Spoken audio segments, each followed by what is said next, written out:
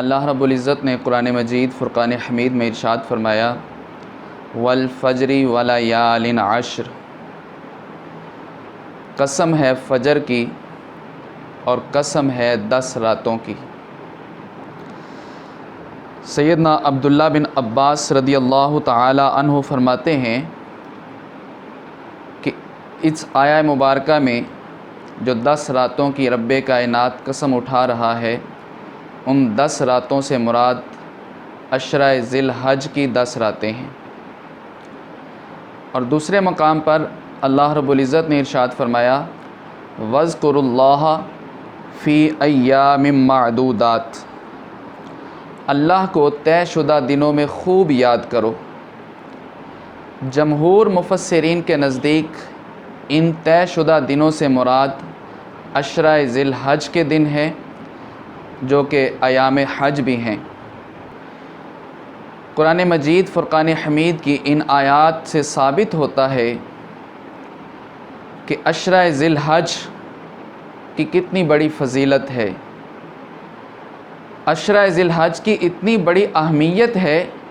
کہ رب کائنات ان 10 دنوں کا ذکر قرآن مجید فرقان حمید میں فرما رہا ہے۔ تو ان آیات سے پتہ چلتا ہے کہ عشرہ ذی الحج کی بہت بڑی اہمیت اور فضیلت ہے۔ سیدنا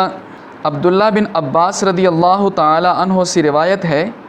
کہ نبی کریم علیہ الصلاۃ نے فرمایا اللہ رب العزت کی بارگاہ میں عشرہ ذی الحج کے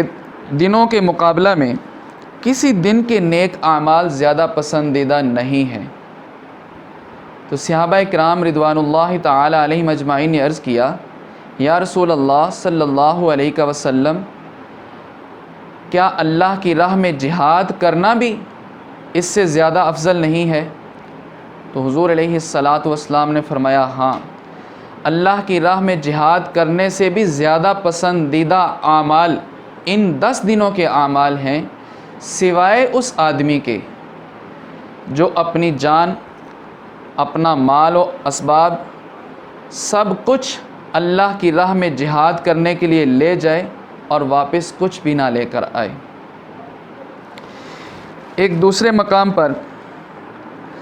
سنن ابن ماجہ اور جامع ترمذی کی روایت ہے، سیدنا ابو ہریرہ رضی اللہ تعالی عنہ حدیث پاک کے راوی ہیں، آپ فرماتے ہیں کہ حضور علیہ السلام نے فرمایا ذی الحج کے پہلے عشرہ سے زیادہ کسی دن کی عبادت اللہ کو پسند نہیں ہے۔ اس عشرہ کے ہر دن کا روزہ پورے سال کے روزوں کے برابر ہے، اور ہر رات کا قیام لیلۃ القدر کے قیام کے برابر ہے۔ اب اس حدیث مبارکہ پر غور کریں تو حضور علیہ السلام نے فرمایا ہر رات کا قیام لیلۃ القدر کی عبادت کے برابر ہے۔ تو لیلۃ القدر کے متعلق رب کائنات قرآن مجید فرقان حمید میں ارشاد فرماتا ہے لیلۃ القدر خیر من الف شہر، لیلۃ القدر 1000 مہینوں سے افضل ہے۔ گویا کہ جو شخص ذی الحج کی ایک رات میں اللہ کے حضور قیام کرتا ہے، ایک رات کو اللہ کی عبادت میں گزارتا ہے، رب کائنات کے ذکر میں مصروف رہتا ہے، اسے ایک رات قیام کرنے کا ثواب 1000 مہینوں کے برابر عطا کیا جائے گا۔ اور جو شخص یہ 10 کی 10 راتیں ہی اللہ کی عبادت میں گزار دیتا ہے، اللہ کے حضور قیام میں 10 راتیں گزار دیتا ہے، اللہ کے ذکر میں مصروف رہتے ہوئے یہ 10 راتیں گزارتا ہے، گویا کہ اس بندے نے 10,000 مہینوں کے برابر ثواب حاصل کر لیا۔ تو یہ ان 10 دنوں کی فضیلت ہے،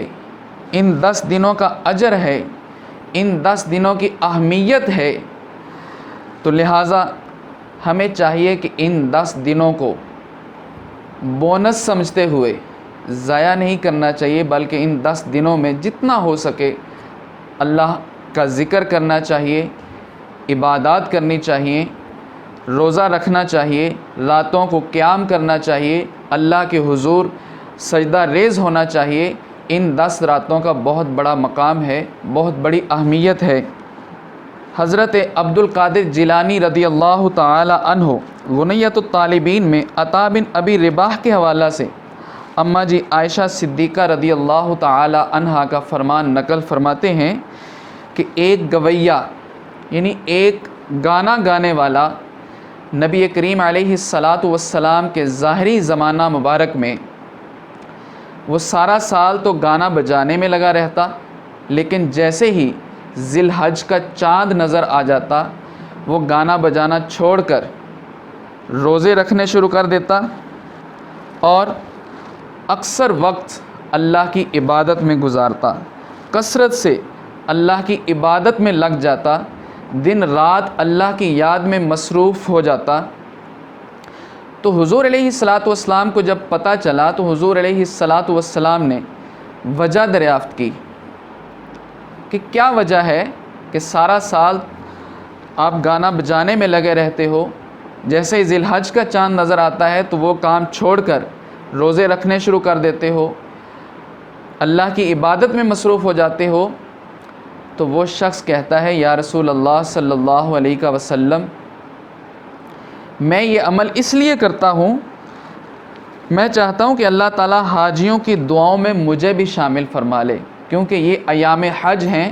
ان دنوں میں حاجی لوگ حج کرتے ہیں، اور میں اللہ کی عبادت اس لیے کرتا ہوں تاکہ رب کائنات مجھے بھی حاجیوں کی دعاؤں میں شامل فرما لے اور میری بھی بگڑی بن جائے۔ تو حضور علیہ الصلاۃ والسلام نے اس کے جواب پر فرمایا کہ یکم ذی الحج سے 7 ذی الحج تک ہر روزے کا اجر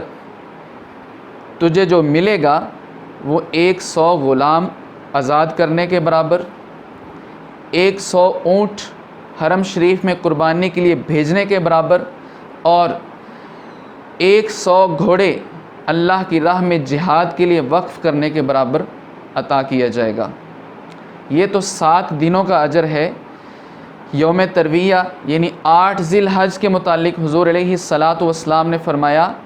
کہ 8 ذی الحج کے روزے کا اجر 1000 اونٹ حرم شریف میں قربانی کے لیے بھیجنے کے برابر ہے، اور 1000 غلام آزاد کرنے کے برابر 8 ذی الحج کے روزے کا اجر ہے، اور 1000 گھوڑے اللہ کی راہ میں جہاد کے لیے بھیجنے کے اجر کے برابر ہے۔ اسی طرح یوم عرفہ یعنی 9 ذی الحج کے روزے کا اجر حضور علیہ الصلاۃ والسلام فرماتے ہیں